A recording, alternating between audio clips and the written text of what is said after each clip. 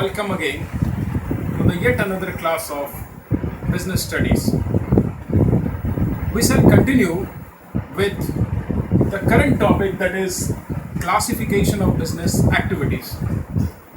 In our previous classes, we have studied and discussed the meaning of industries as well as its classifications into different categories. Today we shall discuss about another classification of activities, that is commerce. What commerce implies? What does it mean? As a general student, we say we are a student of commerce. Means we try to learn something relating to commerce. But in our common parlance, when we talk of some economic activities and when we classify it as the different classification of business activities, what do we imply when we say commerce? Commerce is basically concerned with all those activities which is concerned with affecting affecting either sale or transfer or exchange of goods. Any activities that is concerned with sale, with transfer of goods and services, or with exchange, they are included into the category of commerce.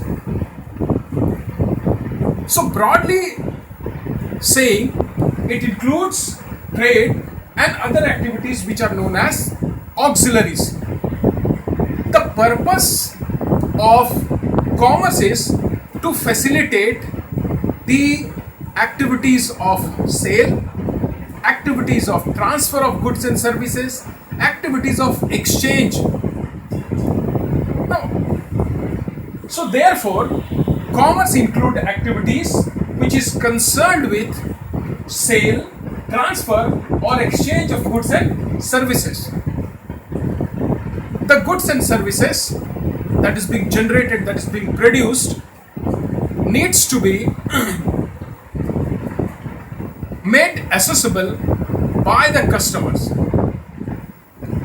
or they should be made accessible by the customers. So the goods and services that are produced, they have to be taken to the consumers so that they can be benefited. So in the process of either sale or exchange or transfer, what we do, we actually distribute and supply the goods and services.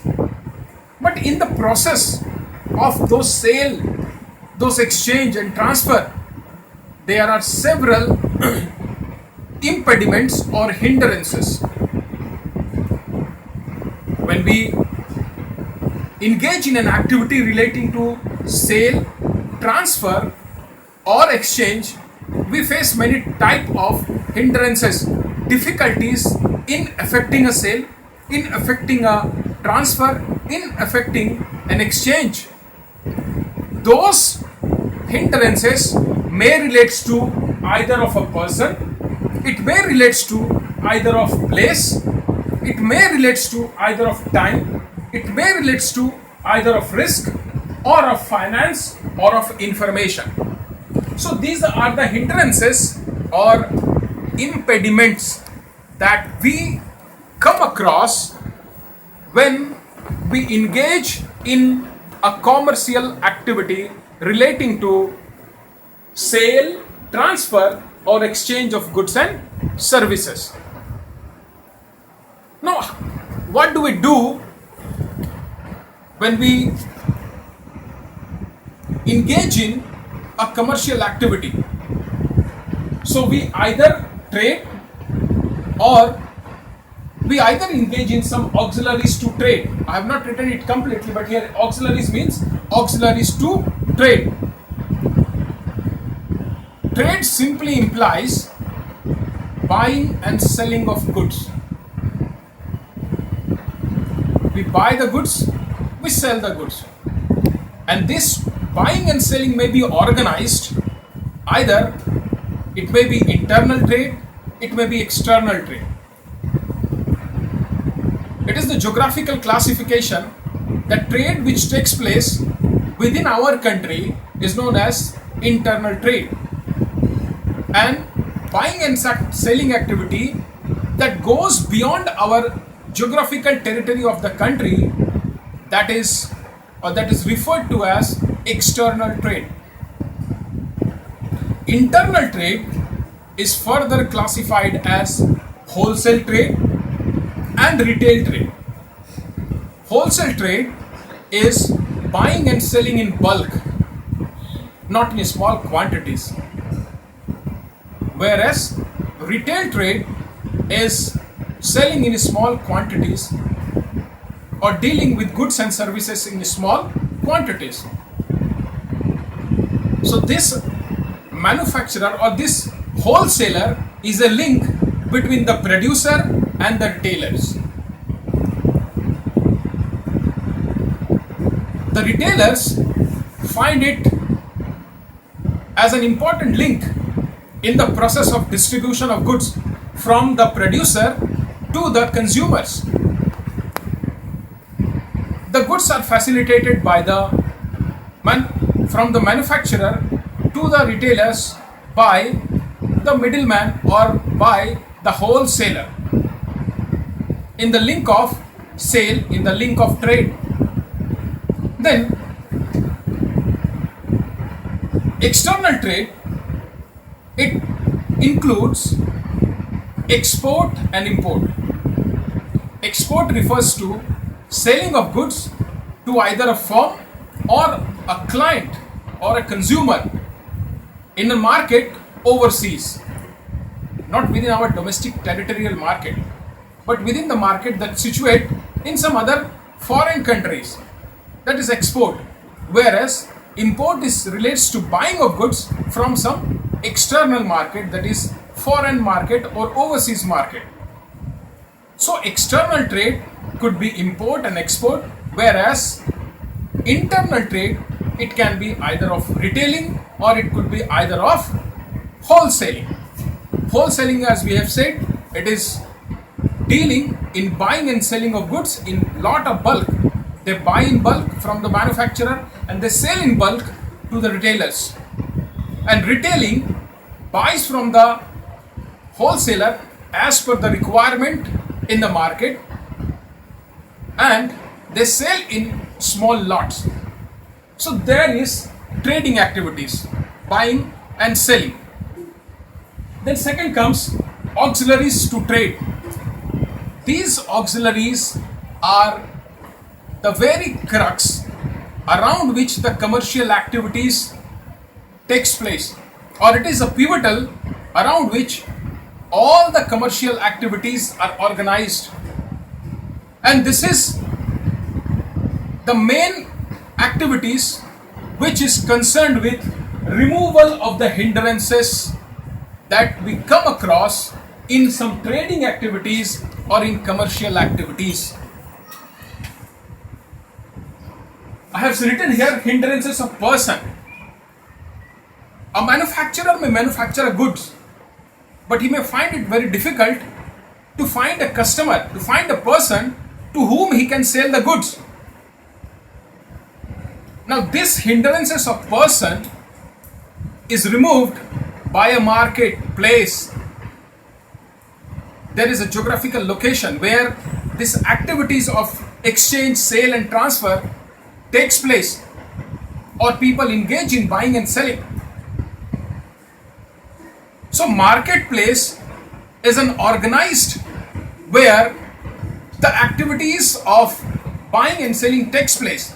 There a producer can find a customer to whom he can sell the good.